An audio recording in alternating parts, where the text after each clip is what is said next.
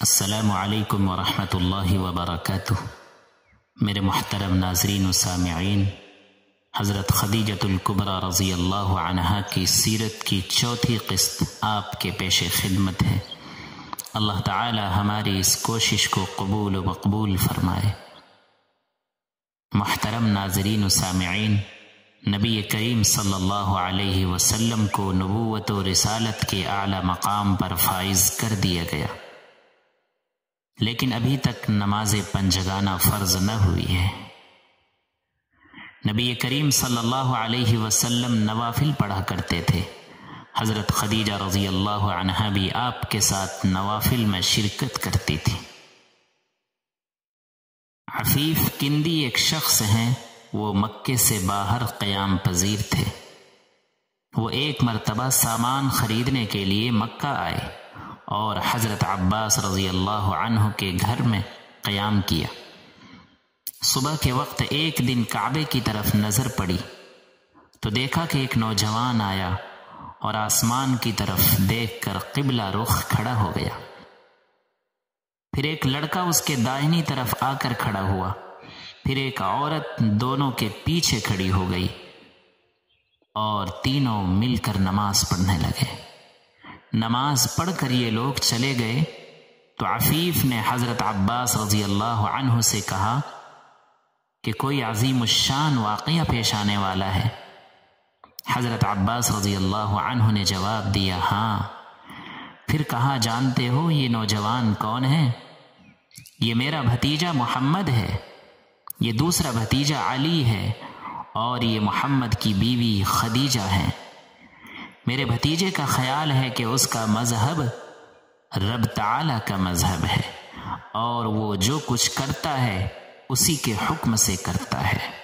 میرے محترم ناظرین و سامعین، حضرت خدیجہ رضی اللہ عنہا نے صرف نبوت کی تصدیق ہی نہیں کی، بلکہ اسلام کے آغاز میں نبی کریم صلی اللہ علیہ وسلم کی سب سے بڑی معین اور مددگار ثابت ہوئی۔ نبی کریم صلی اللہ علیہ وسلم کو جو چند سال تک کفار مکہ اذیت دیتے ہوئے ہچکچاتے تھے، اس میں بڑی حد تک حضرت خدیجہ رضی اللہ عنہا کا اثر کام کر رہا تھا۔ نبوت کے آغاز میں جب آپ کی زبان سے یہ الفاظ نکلے کہ مجھ کو ڈر ہے، تو انہوں نے کہا کہ آپ پریشان نہ ہوں، آپ کا رب آپ کا ساتھ نہیں چھوڑے گا۔ اسلام کی دعوت کے سلسلے میں جب مشرکین نے آپ کو طرح طرح کی اذیتیں پہنچائیں تو حضرت خدیجہ رضی اللہ عنہا نے آپ کو تسلی اور تشفی دی۔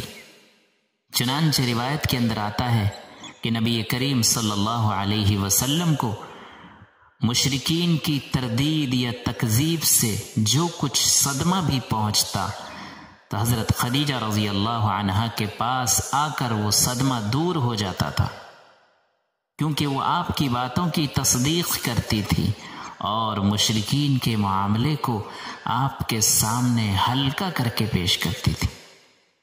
سن 7 نبوی میں جب قریش نے اسلام کو تباہ کرنے کا فیصلہ کیا تو یہ تدبیر سوچی کہ نبی کریم صلی اللہ علیہ وسلم اور آپ کے خاندان کو ایک گھاٹی میں محصور کر دیا جائے، قید کر دیا جائے۔ چنانچہ ابو طالب بھی مجبور ہو کر تمام خاندان ہاشم کے ساتھ شعب ابی طالب میں پناہ گزین ہو گئے۔ حضرت خدیجہ رضی اللہ عنہا بھی ساتھ آئی۔ 3 سال تک بنو ہاشم نے اس حصار میں بسر کی۔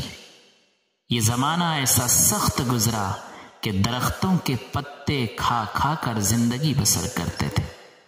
تاہم اس زمانے میں بھی حضرت خدیجہ رضی اللہ عنہا کے اثر سے کبھی کبھی کھانا پہنچ جاتا تھا۔ چنانچہ ایک دن حکیم ابن حزام نے، جو حضرت خدیجہ رضی اللہ عنہا کا بھتیجا تھا، تھوڑے سے گیہوں اپنے غلام کے ہاتھ حضرت خدیجہ رضی اللہ عنہا کے پاس بھیجے۔ راستے میں ابو جہل نے دیکھ لیا اور چھین لینا چاہا، لیکن اتفاق سے ابو البختری کہیں سے آ گیا۔